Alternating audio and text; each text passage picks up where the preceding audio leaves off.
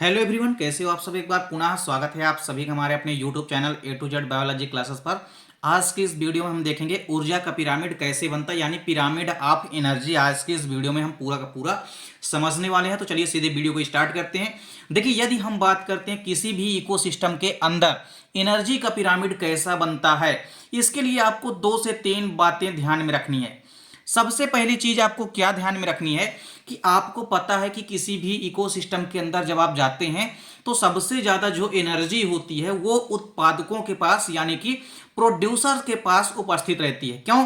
क्योंकि सूर्य से प्राप्त सोलर एनर्जी को सबसे पहले कौन एब्जॉर्ब करते हैं? जितने भी हरे पेड़ पौधे या घासें होती है जो कि प्रोड्यूसर का काम करती है, इनके पास। तो ये बेसिकली क्या करते हैं, सूर्य से प्राप्त सोलर एनर्जी को ऑब्जर्व करते हैं और प्रकाश संश्लेषण की प्रक्रिया के थ्रू अपना भोजन यानी कि कार्बोहाइड्रेट अर्थात ग्लूकोज का निर्माण करती हैं।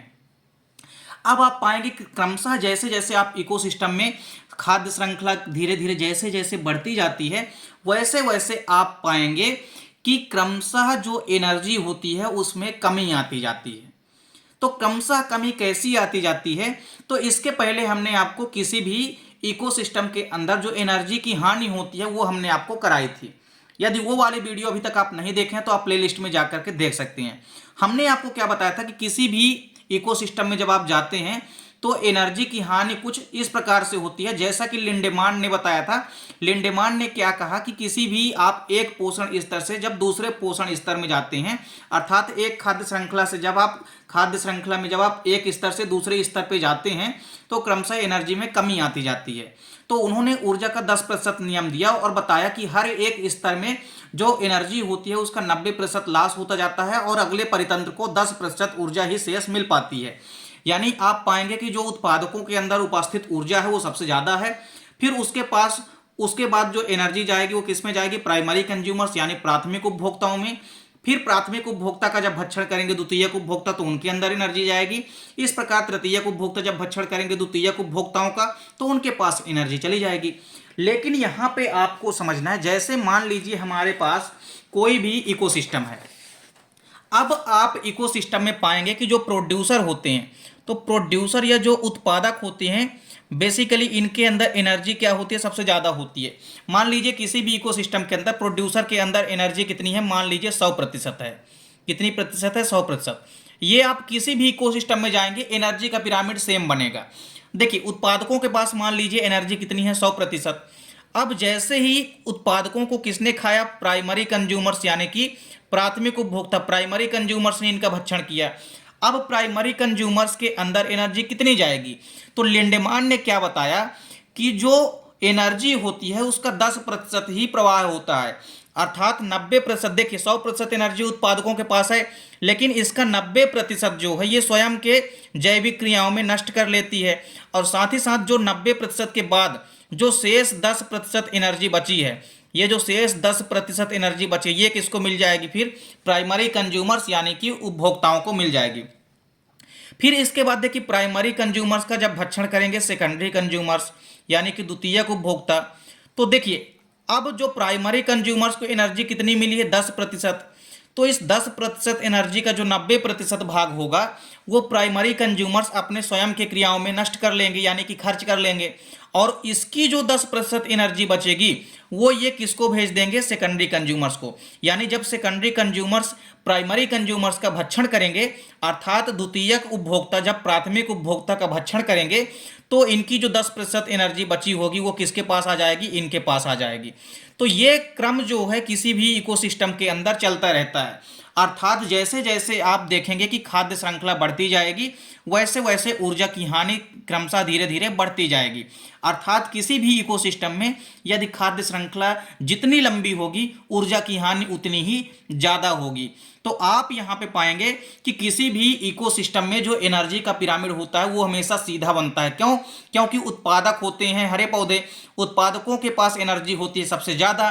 तो जब एनर्जी उत्पादकों के पास ज्यादा है तो जो पिरामिड का बेस बनेगा एनर्जी का, उत्पादकों का, चूंकि उत्पादक नीचे की ओर होते हैं किसी भी पिरामिड में, तो उत्पादकों के पास एनर्जी ज्यादा है, इसलिए एनर्जी के पिरामिड में जो उत्पादक हैं इनका जो बेस है, आधार है पिरामिड का, वो चौड़ा बनेगा।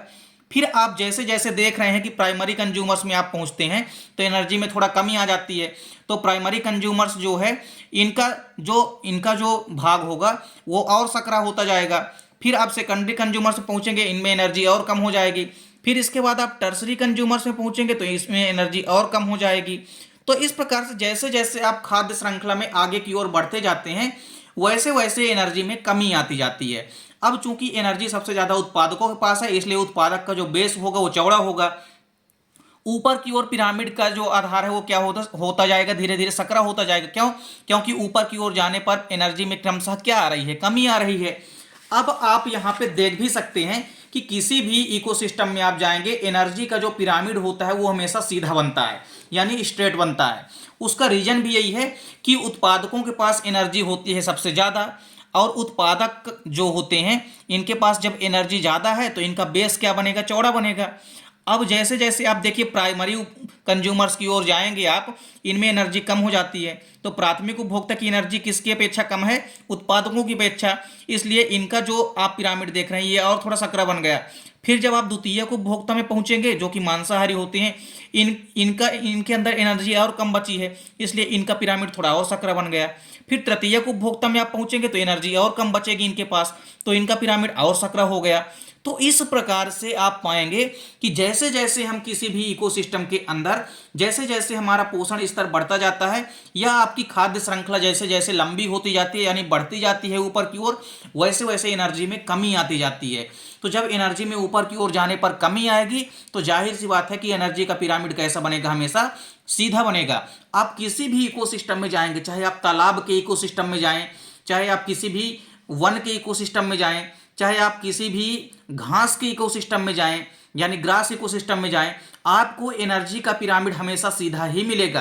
क्योंकि जैसे जैसे उत्पादकों से ऊपर की ओर जाते जाते हैं वैसे वैसे एनर्जी लेवल में कमी आती जाती है।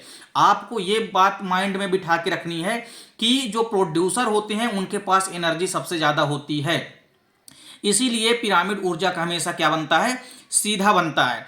देखिए ऊर्जा के पिरामिड से संबंधित आपको यहाँ पे एनर्जी से संबंधित 3 क्वेश्चन पूछे जाते हैं मुख्य रूप से, जिसमें से पहला क्वेश्चन तो आपसे ये पूछा जाएगा कि ऊर्जा का पिरामिड कैसा बनता है। तो आपने देख लिया कि ऊर्जा का पिरामिड हमेशा सीधा बनता है। दूसरा क्वेश्चन पूछा जाता है कि ऊर्जा का प्रवाह कैसा होता है किसी भी इकोसिस्टम के अंदर। तो आपको ये पता होना चाहिए कि ऊर्जा का जो प्रवाह होता है वो एक ही दिशा में होता है। आप यहाँ पे देख भी सकते हैं कि ऊर्जा का जो प्रवाह है वो एक ही दिशा में हो रहा है, अर्थात इनमें एनर्जी सबसे ज्यादा है। फिर क्रमशः ऊपर की ओर आप देख रहे हैं कि एनर्जी में कमी आ रही है, मतलब एक ही दिशा में एनर्जी का फ्लो हो रहा है, कम से ज्यादा से कम की ओर। तो यहाँ पे आप ये भी समझ सकते हैं दूसरा क्वेश्चन क्या आता है कि एनर्जी का प्रवाह कैसा होता है, तो आपको याद रखना है एक दिशीय होता है। और तीसरी चीज तो आपने देखी ली कि एनर्जी का पिरामिड हमेशा सीधा बनता है। तो इस प्रकार से आप किसी भी इकोसिस्टम के अंदर जाएंगे, जो एनर्जी का पिरामिड होता है वो हमेशा कैसा बनता है, सीधा बनता है। उम्मीद करता हूं दोस्तों वीडियो पसंद आई होगी। दोस्तों वीडियो अच्छी लगे तो लाइक और कमेंट जरूर कीजिएगा, साथ ही साथ दोस्तों के बीच शेयर कीजिएगा ज़्यादा से ज़्यादा। चैनल पर यदि नए हैं तो चैनल को सब्सक्राइब अवश्य कर लें। मिलते हैं दोस्तों नेक्स्ट वीडियो में, तब तक के लिए जय हिंद, वंदे मातरम।